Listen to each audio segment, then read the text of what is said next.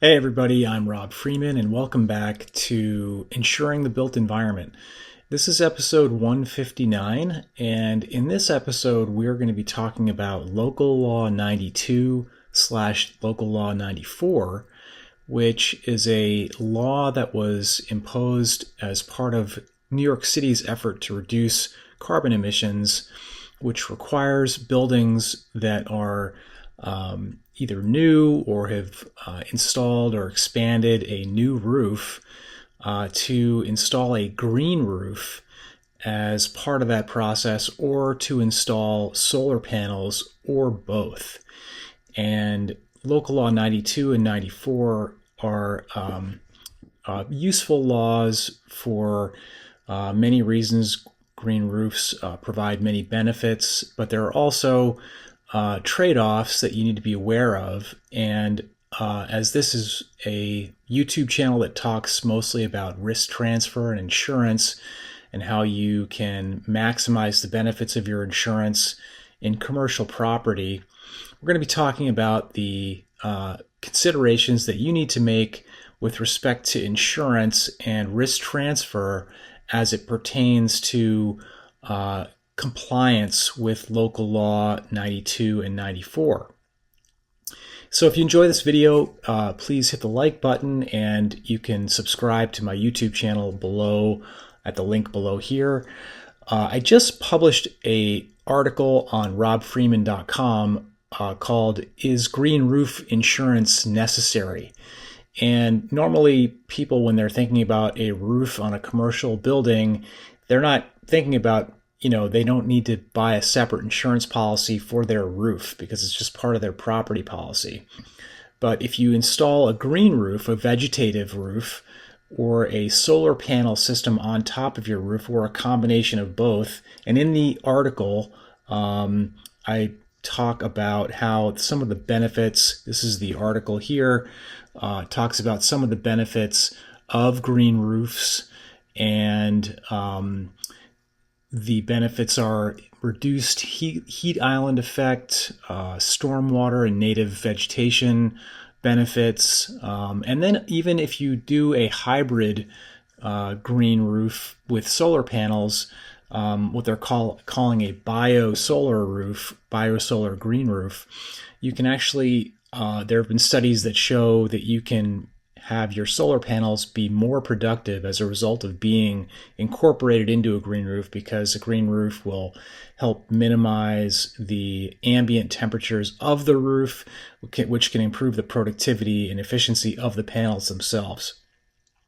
But there are also some downsides to green roofs. They're typically more expensive. They require more maintenance than a traditional roof, and they can take longer to pay back because of the upfront expense than, say, compared to a cool roof or a reflective roof, which is just, a roof that doesn't normally, like an EPDM black roof or a tar tile roof, but a roof that has a white high albedo paint or coating on top of it that reflects the sun away from the building, and it helps avoid the heat island effect by not transferring all that additional heat into the building. But the the buildings that are going to be required to comply with Local Law 92 and 94 are buildings that are new buildings. So I'm just looking at the nyc.gov building code right here. New buildings, new roofs resulting from enlargement of existing buildings, and existing buildings replacing an entire roof deck or roof assembly. And then it goes into, sort of how you figure out how much of the roof space qualifies.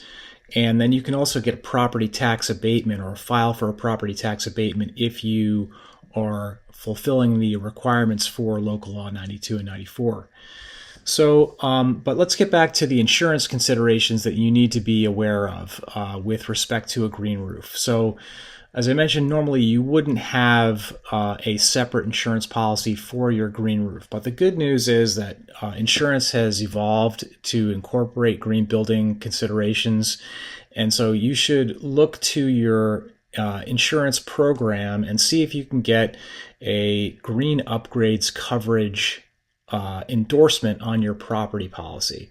And what the green upgrades coverage does is it takes into consideration things like if your building is pursuing a LEED certification and you want to have your building, the green roof, earn LEED points as part of that certification, or you're going to go through the commissioning process and you have to hire an architect, an engineer, and a commissioning agent to do the commissioning process for your building.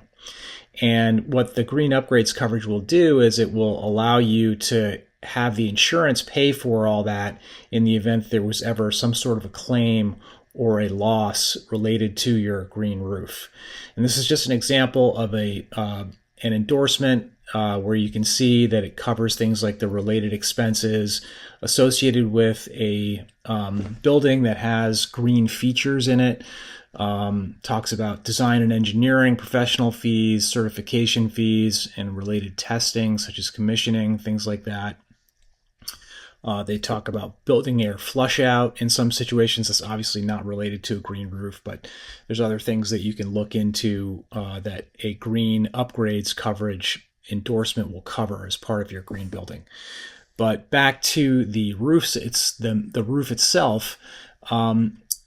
Another thing that you want to make sure you are looking at is the increased cost. Well, two things. The first is increased cost, the replacement cost of your building, because you're going to have an increased value of the building because of the green roof.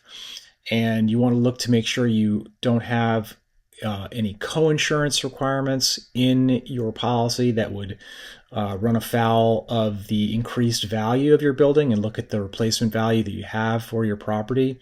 And then probably the most important thing is when you're complying with Local Law 92 and 94, you have to take into consideration what that added activity up on the roof is going to look like, because now that you have potentially a common space up on the roof where people are enjoying the green roof, maybe the people are going to be up there maintaining the solar panels or the vegetation on the roof. Maybe you're going to be giving people tours on the roof, et cetera, et cetera. Or you're just dealing with the contractors, the green roof contractor or the solar panel contractor who's going to be going up on the roof. And there are big considerations in New York City specifically anytime there's any work being done at heights. Because in New York, there's another law. It's not a local law. It's called a New York labor law, 240, 241, also known as the scaffold law, which applies strict liability onto not just the contractor and general contractor or subcontractor, but also onto the building owner, involving any claims involving a height differential. And so because you're going to have somebody up on your roof, you need to look at the contractor's insurance, their general liability insurance, for any exclusions for what's called an action over claim. And in the article here, I go into what an action over claim is. I link to another article here that I wrote on action over claims. What is an action over exclusion? You can go and click on that and learn about that, where I go into all the details there and describing what an action over claim is and what an exclusion looks like. But these are all considerations that you need to know when you are thinking about Local Law 92 and Local Law 94. So if you have questions about Local Law 92, 94, your insurance for your building in the city, compliance with Local Law 92, 94, feel free to schedule an appointment with me at the link below this video, or you can go to robfreeman.com and schedule an appointment with me there, and I'd be happy to answer any questions here about your projects related to your building or your insurance for the buildings as well. So anyway, thanks again for watching. I appreciate it. And I hope you found this video useful, and have a great day, and look forward to talking to you.